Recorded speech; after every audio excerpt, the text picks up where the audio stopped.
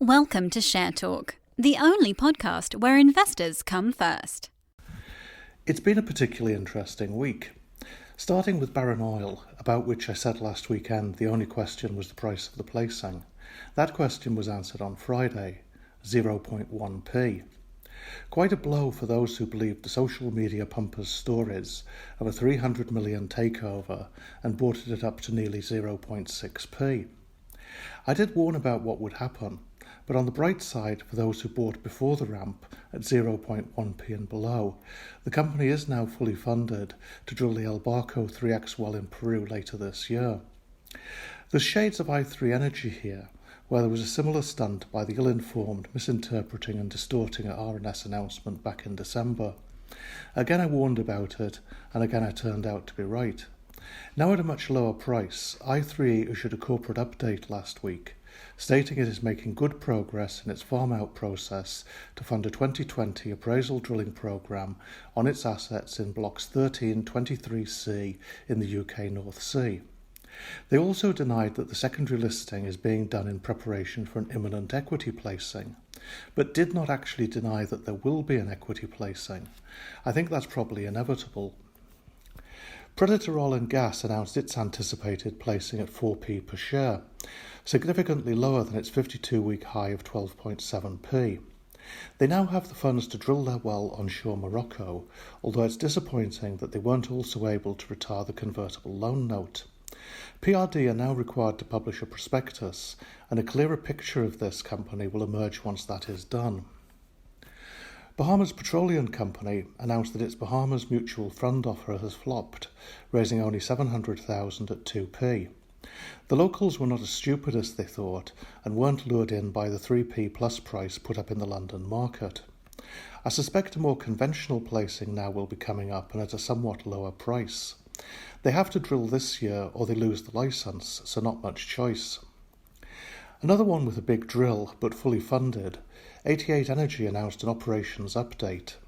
The ice road is more than 80% complete, the drill permit has been issued, and spud is anticipated later this month. I highlighted 8080 as a favourite several times towards the end of last year around the 0.7p placing price, and it's been as high as 1.48p since then. This is an important well. The gross mean prospective resource across the 7 stacked targets to be intersected by Charlie 1 is 1.6 billion barrels of oil, 480 million barrels net to 88E. Tower Resources announced a Cameroon operational update. The marine survey vessel completed its work at the well site last Friday, and the company's initial view is that the data from the 3 boreholes are consistent and in line with pre-survey expectations. It all now comes down to whether or not they can negotiate a farm-out. If they do, it flies. If not, then it will have to be a large placing at a low price. One that's clear about its need to place is Providence Resources, which advised that it currently has sufficient working capital to fund its costs through to the end of March, early April 2020. Additional funds will be required to provide sufficient working capital to support the business in the near term. More positive for Providence, and by extension for its partner Lansdowne Oil and Gas too, was the news that they have recommenced the Barry Rowe farm-out process and a number of companies are actively assessing the field data. The work programme is expected to include at least 2 appraisal wells, and independent reports of the hydrocarbons recoverable concluded that a mid-case of 346 million barrels of oil equivalent of 2C resources was present. In addition to the discovered resources, the Jurassic Formation beneath the field remains undrilled. Deepening one of the appraisal wells to assess this additional potential deeper in the Barry Rowe structure is under consideration. PVR could be a great one, but as always it's down to funding, something that has eluded them to date. I thought it would be hard for a company to be worse than Anglo-African Oil and Gas, but then along came Zenith Energy. There was some serious competition last week from Ascent Resources, which is being rescued by James Parsons, and Nostra Terra Oil and Gas, where the group wanting to take over is even worse than the current management. But Zenith easily trumps them both. There was so much nonsense from Zen last week, it would take up most of the podcast. So all I'll say for now is go to CEDAR, look at the accounts they just filed, whose actual numbers they didn't even want to include in their 6:29pm Friday night RNS, and ask yourself what actually happens to all the cash they raise. Petrol Resources issued news last week regarding the Tamrash shares and posted a link to a letter from the group. It's not at all convincing.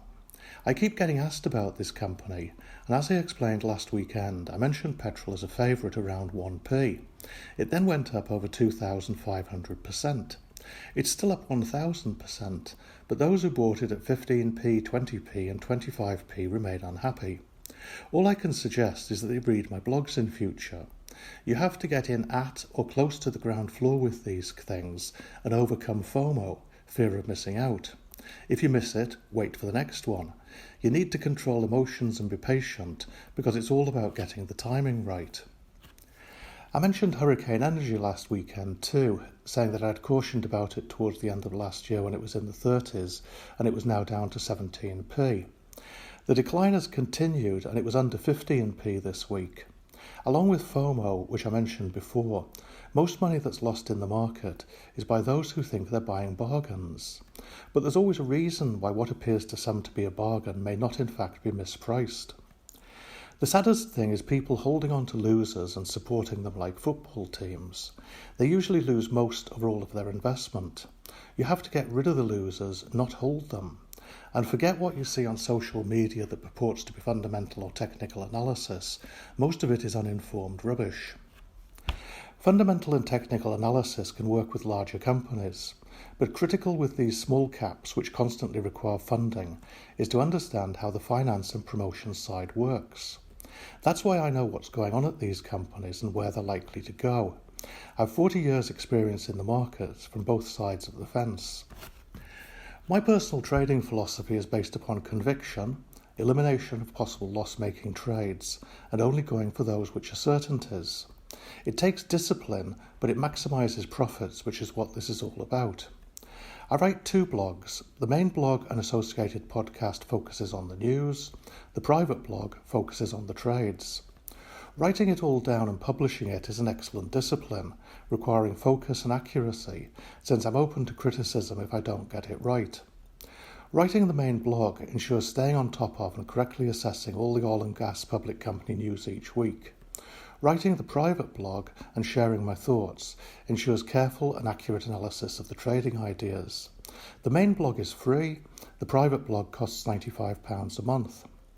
Some question the cost, but what I can say is that of those who try the $23.75 first month trial subscription, the vast majority see the value of it and continue at the full monthly rate. The link is oilnewslondon.com/subscribe. Thank you for listening. Remember to visit our website for more news and other podcasts at www.share-talk.com.